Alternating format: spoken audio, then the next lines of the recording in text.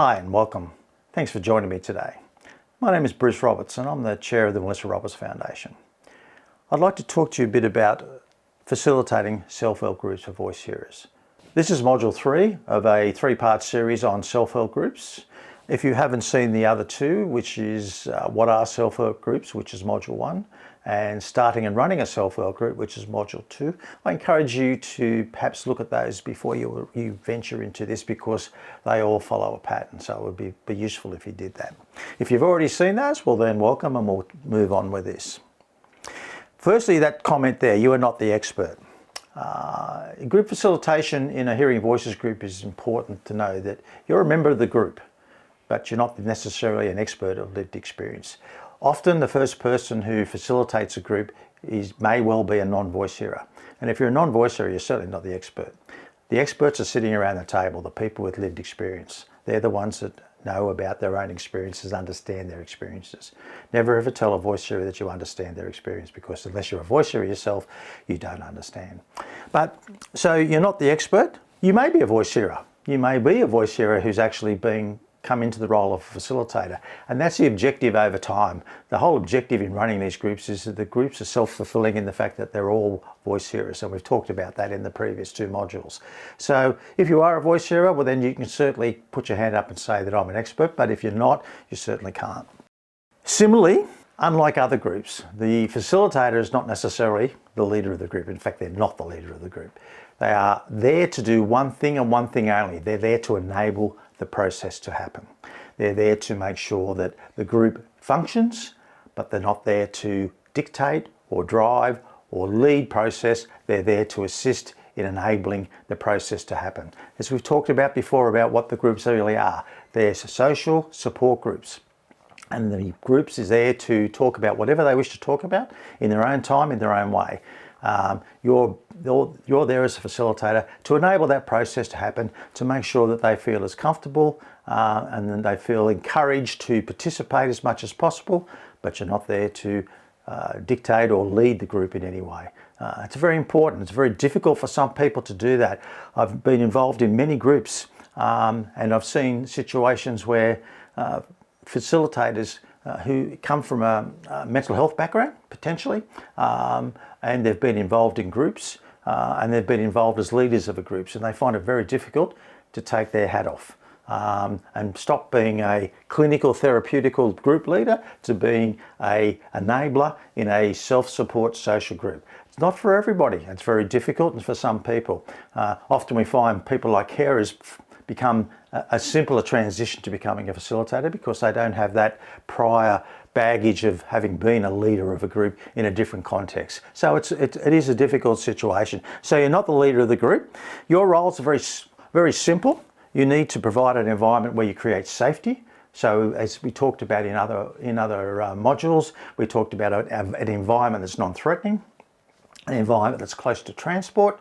We want to be in a situation where we can make it the most conducive to a comfortable environment, because we know that in the first instance it's very difficult to get people to come along. So it's your job to make sure that the venue and all those things are conducive to everything that we need for a smooth running group.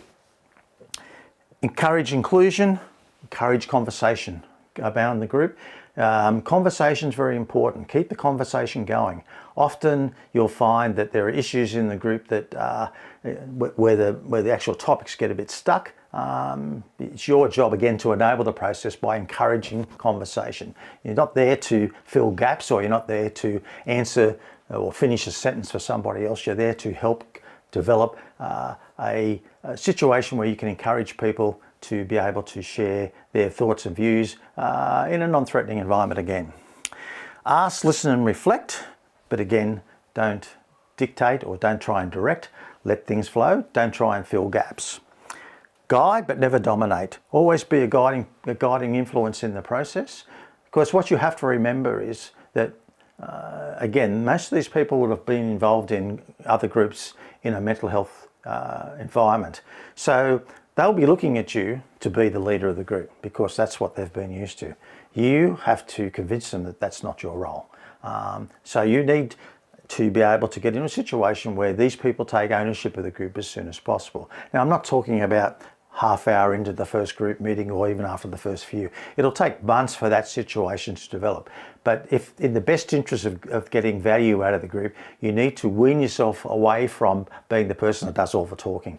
You need to be able to get people to communicate. So having conversations, encouraging people to have conversations around what they're talking about, to explain a bit more, seek another opinion if that's the case, is always good. Keep the talking going and flowing, and you'll find that people will then take over themselves. They won't need your prompting.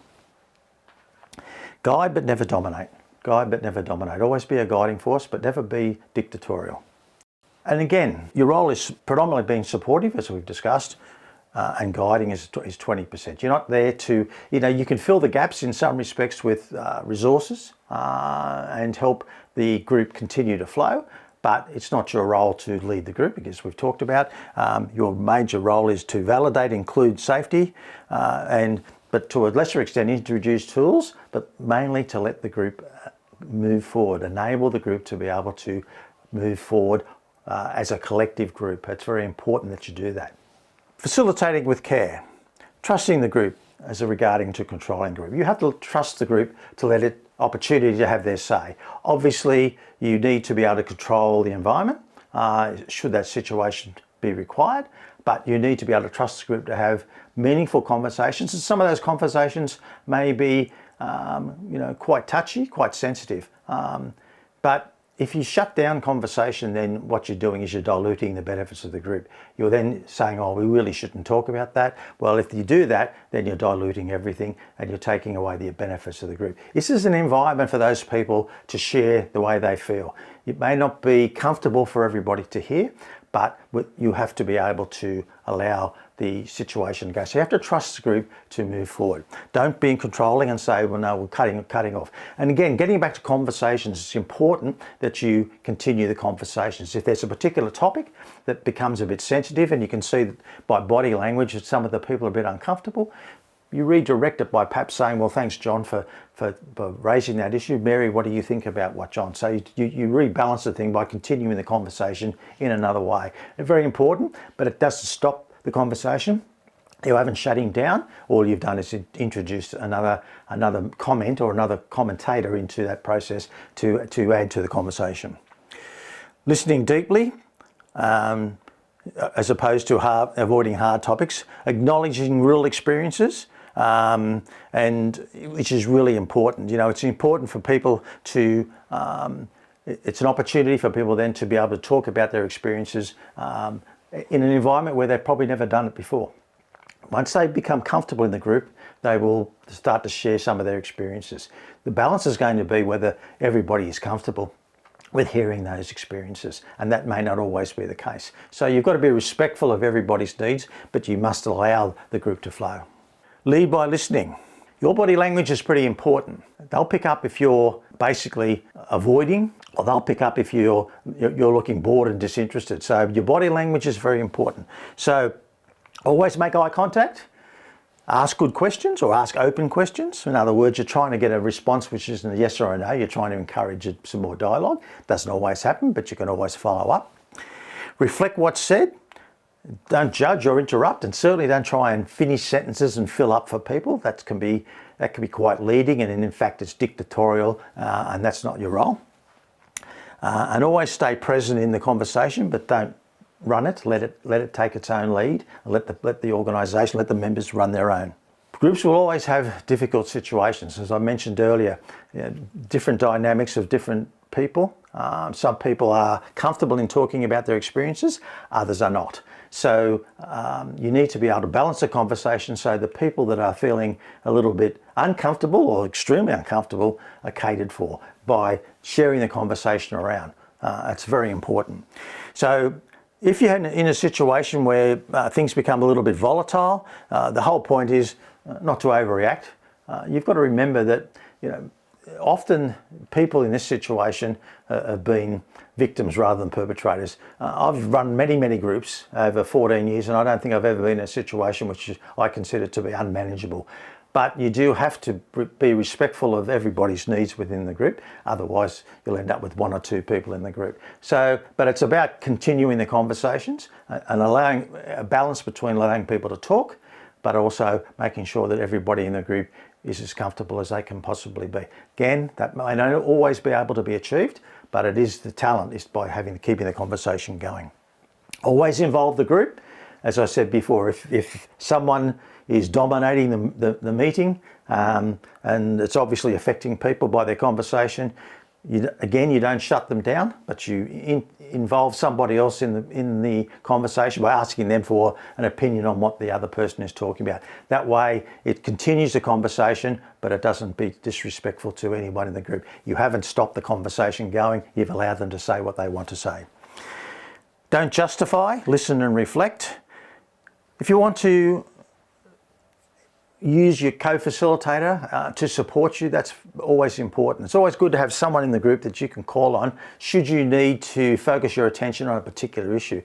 In a couple of circumstances when I've been facilitating, there's been issues where perhaps there's been one person who's been problematic, and you can see it's affecting the whole group. So I need to focus on that person, but I also need the group to continue. So I get someone else to come perhaps read a story or play a video or just have a conversation about a particular topic while I work in the situation with the difficult member. Now, I don't mean that I take them away and shut them down. It's got to be done respectfully. Again, we don't want to make out that because they're having a say that they've been excluded or shut down just because other people feel uncomfortable. So it's tactical. You have to be very careful how you deal with it. But you want the group to continue, but you want to be able to make sure that you control the situation without being seen as a dictator or a leader. So co-facilitation is very important. I would suggest that you have a co-facilitator. And as I said earlier on, two facilitators is good to have for a group. Of course, everyone has needs, everyone has holidays, everyone gets sick. And essentially it's important that you have someone you can bounce back at. The worst thing you can have with a group is to say, oh look, I'm sorry, I've gone on holidays for 3 weeks, so we won't meet for another month. You probably find that most of the people won't come back. Once you get them into the groove and you've got them used to the group, you must maintain the flow. Because by doing that, you're basically saying, well, look, I'm doing this, but it's not really that important to me. You have to make sure that there's continuity. Keeping things civilized. Again, this may happen, and it may happen in a low intensity or a medium to high intensity situation. The way you handle it can have a very significant impact on the group as a whole. So you need to think about what you might do in that situation. Always be respectful of people, of their needs. If you need to challenge somebody because of a particular situation, do it constructively. Don't be rude or dictatorial. Don't make any assumptions about why people are talking the way they are, but you need to have the conversations about it. Consult before acting. Encourage healthy debate. Again, I found a lot of times when you have a conflict is to, again, share the conversation. Involve other people in the conflict resolution. It's not your group. It's not up to you. It's not your responsibility to resolve the conflict. It's the group's responsibility to resolve the conflict. So don't take it upon yourself to be the controller. Just enable the conversations to happen so that the process can make its own direction. Enable people to back down with dignity. So if people get into a situation where they're very volatile and they realise that they've overstepped the mark and they've gone the wrong way, you've got to allow them to back down with dignity. Don't acknowledge the fact that they were wrong, but just allow them to back away with dignity. It's very important. Otherwise, they may not contribute again in the future. Resolving conflict. Establish common goals. Always be in a situation where you're prepared to have the conversations and determine what the best outcomes are for the group. Restructure the group or meeting. Again, should you need to break the group up to resolve that issue, you may need to have a co-facilitator here and you may need to run that part of the process yourself. Integrative, win-win or agree to disagree is always a good point too. We've heard you, we're respectfully agree as a group that we hear what you're saying, but as a group we don't necessarily share the same views, and that's fine. But always keep the communication going, always keep the conversation going. Remember, disagreement can either be healthy or destructive in a group, so you can use it as a tool to help you move forward with the group and to gain respect, but also to make them feel that they can talk about whatever they like, and they don't have to agree with everybody or be fearful of getting up and saying something to the contrary. It's very important that disagreement in that sense can be used in a positive way in the group, not in a destructive way. Otherwise the benefits of the group will be lost. One of the things that's important in the group situation is having a view at how you're going to grow the group. But again, you're the facilitator. That's not your job. You need to enable the conversations around how the group is going to grow and what is the best way forward. Because you'll have people coming into the group from time to time. What I've found historically is that you'll end up with a core group of members, maybe 3 or 4, and they potentially come every group meeting. You might have another half a dozen who come every so often, depending on how they feel at the time, because often these people aren't always feeling well, don't always come to the group. So you need to be in a situation where you can keep your group growing. Develop promotional material, postcards and flyers to advertise the group. Always be out there having those situations. You know, in today's technology, it's very easy to communicate with people, sending emails and flyers out to community groups and organisations and things who potentially will have customers that would like to be involved in the group. So it's not difficult to be able to get the name out there. So you need to do that on a regular basis. Don't be afraid to, as a facilitator, present yourself to non-government organisations and services just for a 10-minute, 15-minute, half an hour presentation on your group and who you are and what you do and the benefits of the group, and that would be very important. But also very good in those presentations to, if possible, to have a member of your group with you, and even, if possible, even better, let them talk for 1 or 2 minutes if they feel comfortable in doing so, about their experiences in the group. All that's good about promoting the group, because you'll find that you need to be able to communicate that. You need to be able to let people know that the group is operating and that it's open to people and the group is successful. Advertising community newspapers is normally free. Stalls at mental health community events locally.